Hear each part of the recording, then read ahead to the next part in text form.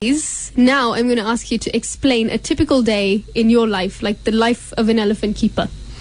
Well, it's quite a very tedious day for an elephant keeper. First of all, right in the morning, you have to wake up at 6 and take your elephant out into the bush and let these elephants roam around the bush, doing some exercise, playing and browsing. They're still babies. They don't have strong teeth to browse and lots of leaves. So they have to learn. You have to look for softer vegetation and give it to them. And we also feed them on milk. We feed them on milk on every 3 hours, 24/7. So as somebody somewhere is preparing the milk and brings the milk for you in the bush, you have to feed your baby on every 3 hours and spend the rest of the day out. We only take these elephants for a public viewing for 1 hour per day. That's between 11 and 12. That's when all the public are allowed to come in. So that's when we take these elephants to a place where they can enjoy a mud bath and really cool themselves and have fun while the public can see them.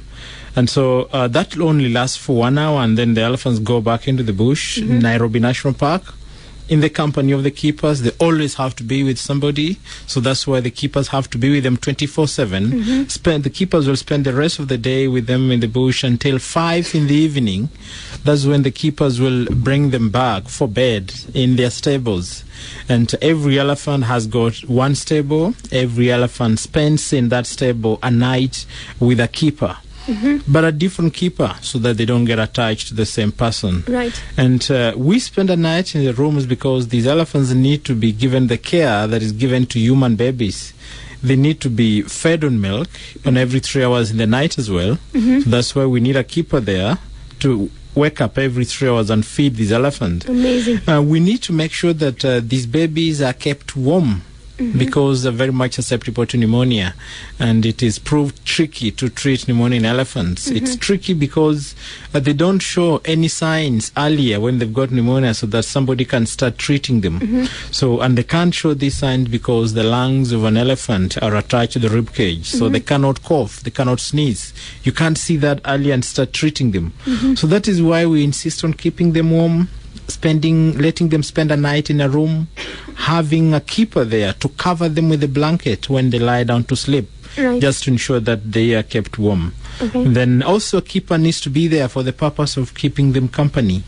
Elephants are social animals. They stay in families and groups, and if you let them on their own, they'll be stressed because of being lonely.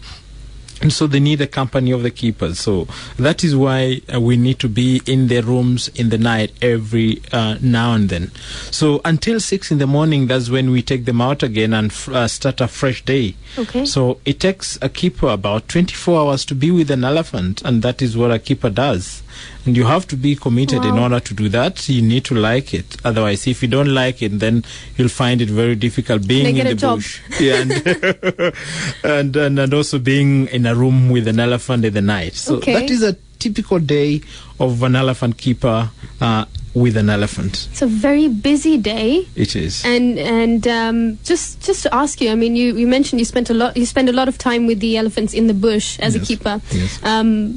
I mean, you just go into aren't you scared of other wild animals or lions, or what do you do in that? Have you ever been in a situation where you're in the bush with these baby elephants and you come across a lion? Quite a lot. And of late, we've got lots of lions around our area of stay. And you're not afraid? Well, I would say right now I'm not afraid because I'm used to it. We take these elephants in the park every day, and as we walk in the park, we meet different wild animals. We meet the lions, sometimes the leopards, the buffaloes. You do know they're dangerous animals. We know they're dangerous animals, but first of all, we pray God to keep us safe. Amazing. And after having done that, we also have to make sure that we are close to our elephants. You know, elephants will always be in a herd, in a group, and we always be with them. And we've met lions on several occasions, but they don't come and attack. You know, for example, lions will only attack an animal they know their defense mechanism. Yeah. And in Nairobi National Park, we don't have wild elephants, which means lions in this park have never attacked an elephant. So they see these baby elephants and they wonder just how they will defend themselves. So that's why they don't attack. So they just don't. That's they amazing. Just don't bother. We met them on several occasions. Right, and when we see them, the lions go their way and we go our way. Okay. For instance, the leopards, they don't provoke. They don't come charging you. They don't come attacking you unless you just go towards them and provoke them. So I've personally met a leopard in the park, and I was walking, and the leopard came and crossed just in front of me and went away. So